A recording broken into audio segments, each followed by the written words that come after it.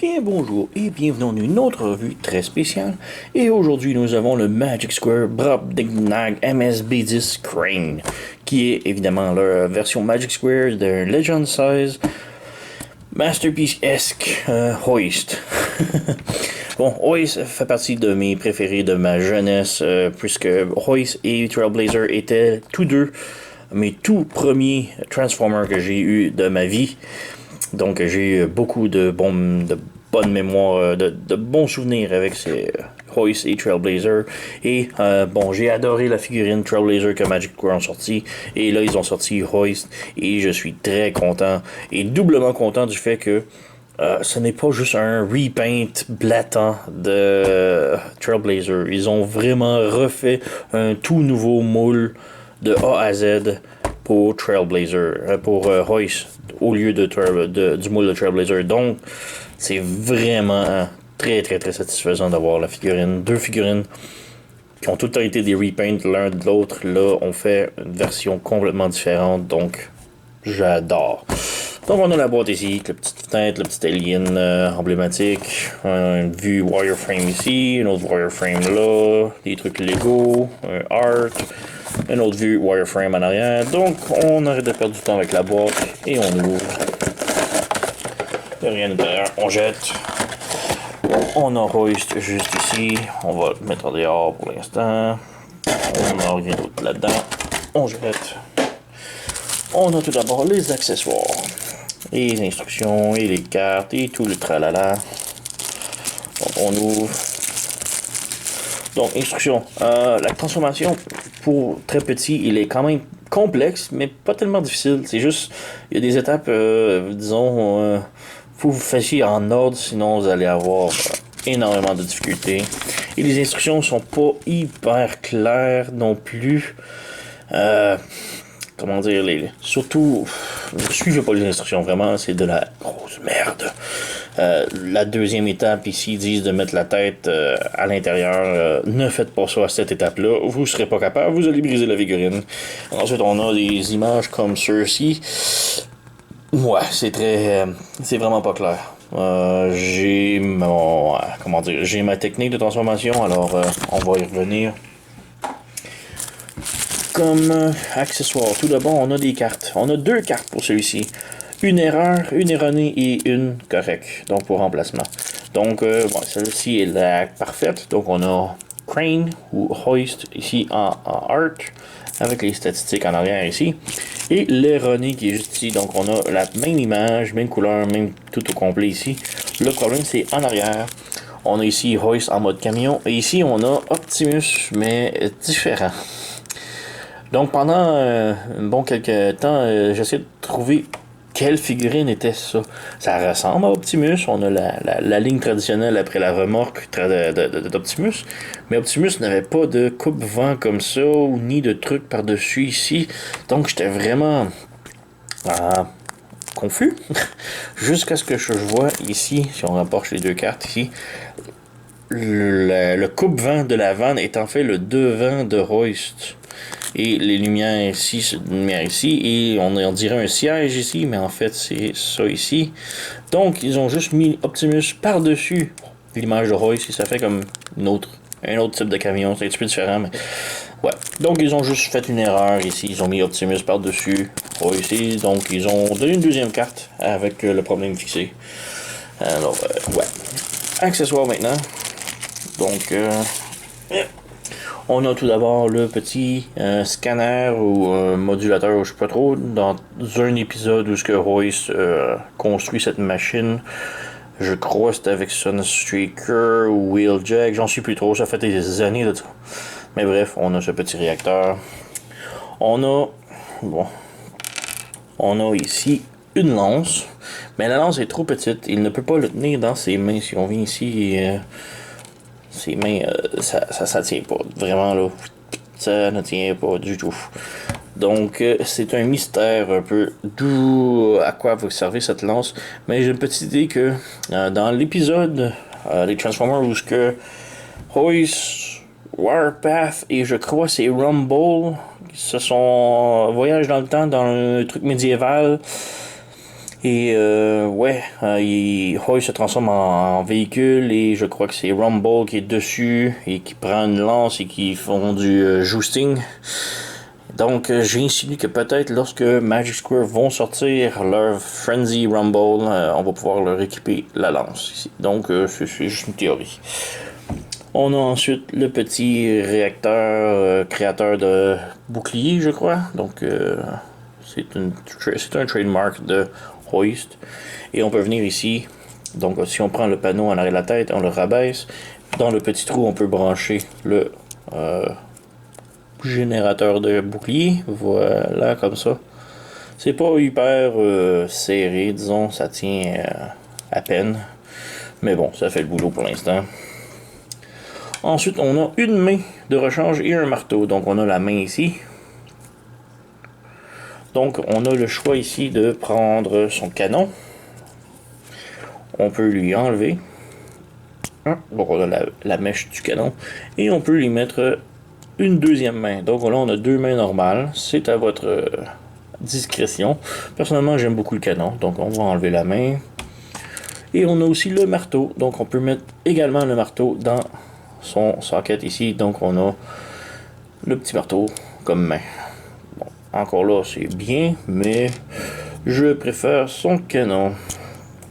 Voilà. Et sinon, c'était le tour des accessoires. Donc, on peut passer maintenant à la figurine elle-même. Donc, Royce qui est vraiment superbe. Les yeux, on dirait qu'ils sont bleus métalliques, mais en fait, sont translucides. Donc, on a un petit peu de light piping qui fonctionne pas très bien, mais avec ma caméra, on dirait qu'il y a les yeux métalliques. On a les ailes qui sont peinturées avec de la peinture noire, une petite lumière rouge, le pare-brise noir avec les lave-glace chromé. Vraiment les superbes figurines. Le backpack est quand même très très bien aussi. Très plat.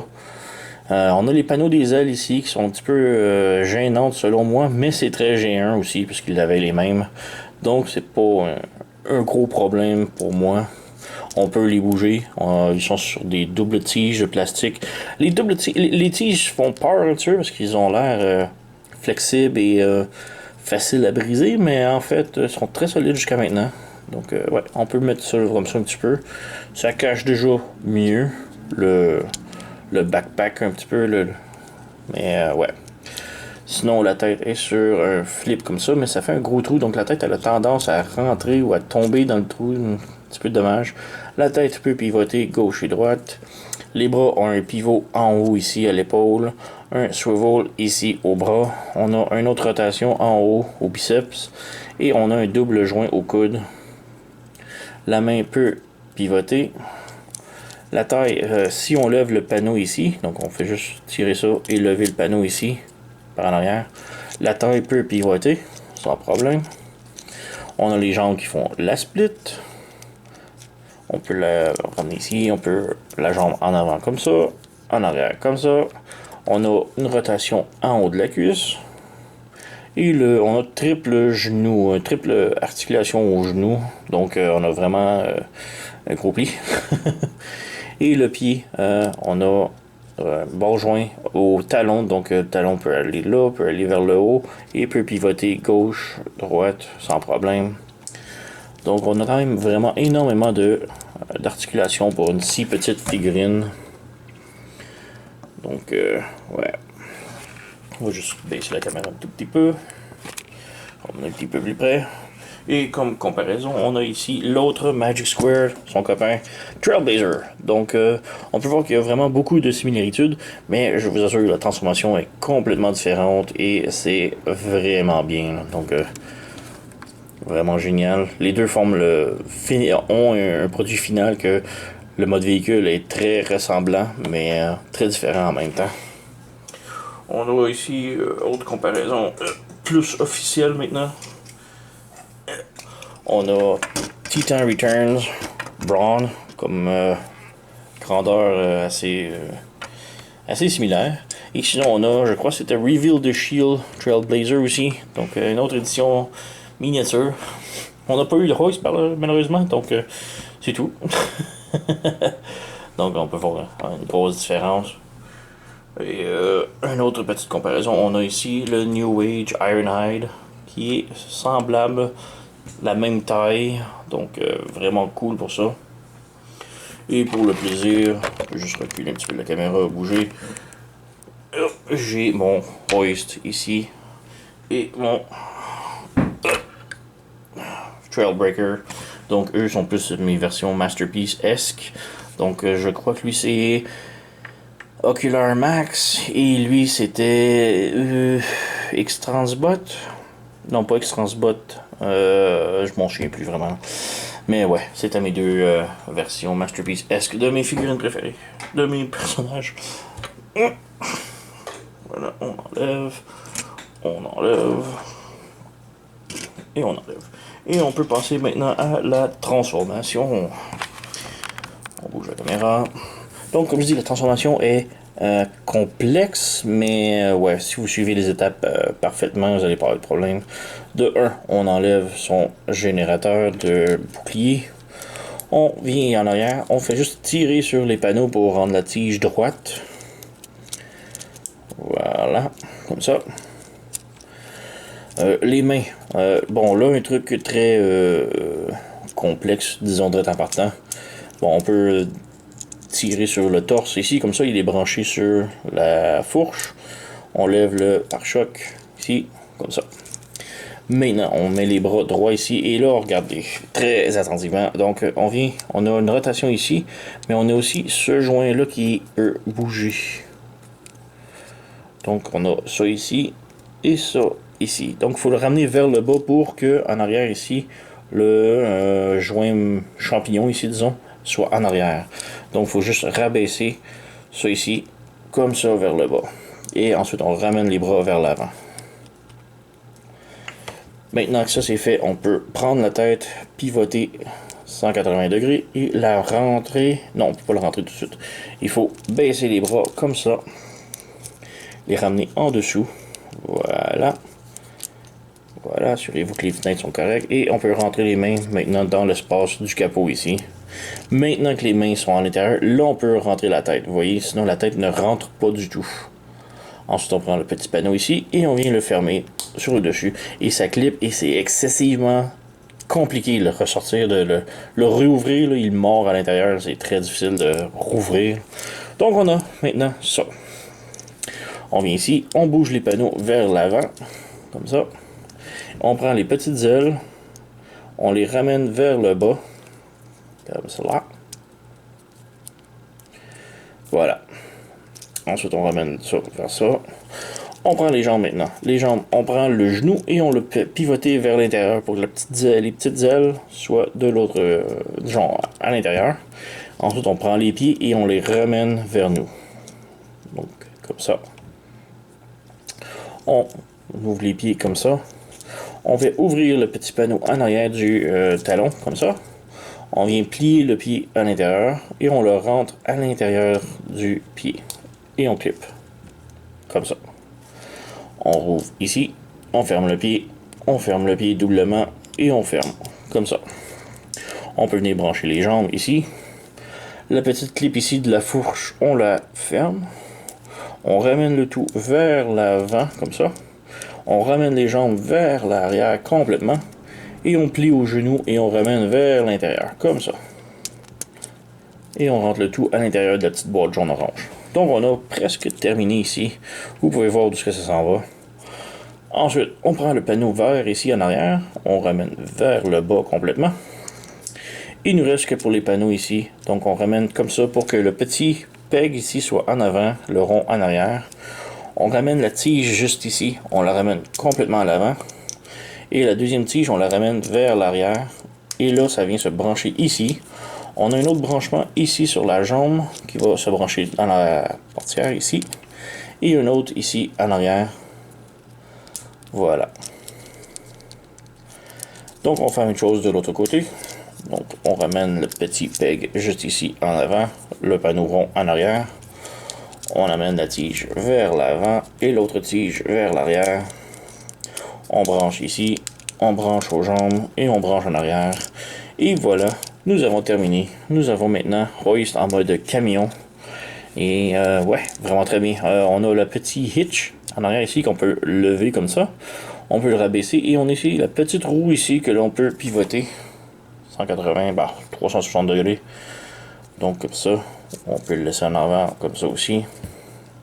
On a une belle petite peinture des lumières rouges ici, petit détail noir en arrière avec du chromé ici, les petites barres jaunes sur le côté, les vitres noires, les pare-brises, les lave-glaces chromés, la grille en avant chromée aussi avec les lumières rouges, donc vraiment très bien. Et évidemment, il roule superbement bien. On a le petit générateur ici de bouclier que l'on peut venir brancher soit sur le dessus ici ou en arrière ici. Donc on vient juste brancher comme ça. Encore là, c'est pas hyper solide, mais ça fait le boulot. Donc ouais. Donc on va peut-être faire la comparaison avec ces petits copains en mode véhicule. Donc voici le Magic Square Trailblazer ou Trailbreaker. Donc tous deux que normalement sont des repaints l'un de l'autre. Là sont complètement différents. Bon, on dirait que c'est le même modèle de camion, mais une différente année. On dirait, donc ouais, c'est quand même cool. Donc comme je disais, j'adore vraiment le fait que Magic Square ont pas été la façon facile de juste faire un repeint de Trailblazer en OIS et en ont fait un moule complètement différent. Donc kudos pour Magic Square, vraiment là, superbe. Donc ouais, sinon peut-être autre comparaison. J'ai ici le Reveal the Shield Trailblazer. On a ici Titan Return Brawn et Magic Square Ironhide. Donc Ironhide est pas si mal la taille. Petite familiale Winnebago et tout. Donc mais pour le plaisir, j'ai aussi mon Ocular Max Trailblazer et mon Bad Cube Hoist. Ouais, sont pas vraiment de la même taille, mais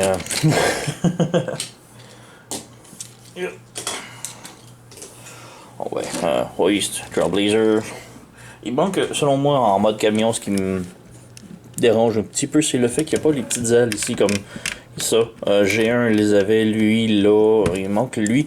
Lui, les ailes sont rangées un petit peu en arrière, mais là, ça fait que comment dire, l'engineering de la figure est très intéressante. La transformation est vraiment intéressante, même si elle est un petit peu complexe pour une si petite figurine, c'est quand même très bien.